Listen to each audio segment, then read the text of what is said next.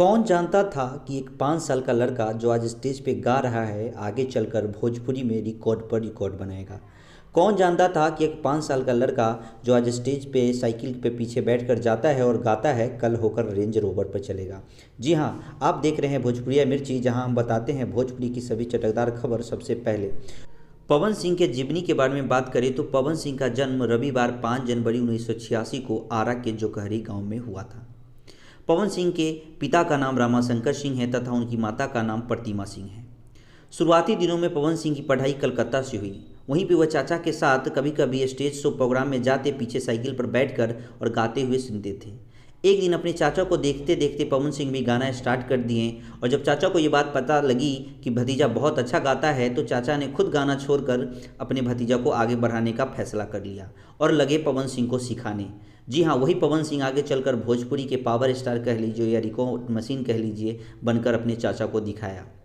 जी हाँ, पवन सिंह के हर एक पोस्टर पे जिस आशीर्वाद में माता पिता के साथ अजीत सिंह का नाम होता है वो अजीत सिंह कोई और नहीं उनके चाचा थे। माता पिता से ज़्यादा अगर गायकी के लिए पवन सिंह को किसी ने सपोर्ट किया था तो वो उनके चाचा थे। पवन सिंह 3 भाई हैं, उनकी एक बहन भी है जिनका नाम माला सिंह है।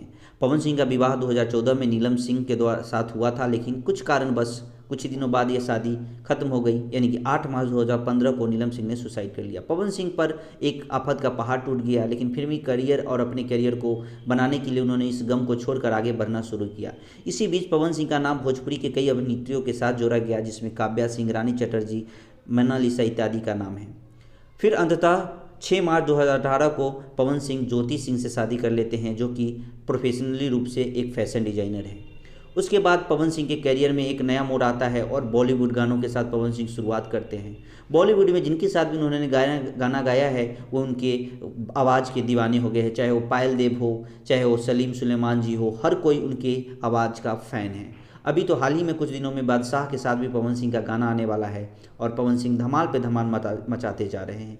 एक से बढ़कर एक भोजपुरी फिल्मों और एक से बढ़कर एक भोजपुरी गानों के माध्यम से पवन सिंह कई दशकों से भोजपुरी इंडस्ट्री को मनोरंजित करते आ रहे हैं। इसी बीच पवन सिंह का बहुत जगह विवादों से भी नाम जोड़ा जाता है।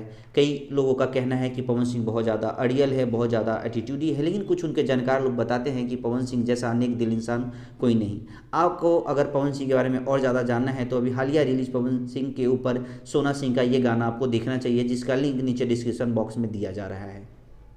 आज पवन सिंह का जन्मदिन है तो पवन सिंह से को मिली कुछ उपलब्धियों के बारे में भी हम आपको बताएंगे। पवन सिंह भोजपुरी के इकलौते ऐसे सुपरस्टार है जिन्होंने बॉलीवुड में कई सारे गाने किए हैं और इकलौता स्टार है जिन्होंने टी सीरीज पे अपना एक सिंगल गाना रिलीज किया है।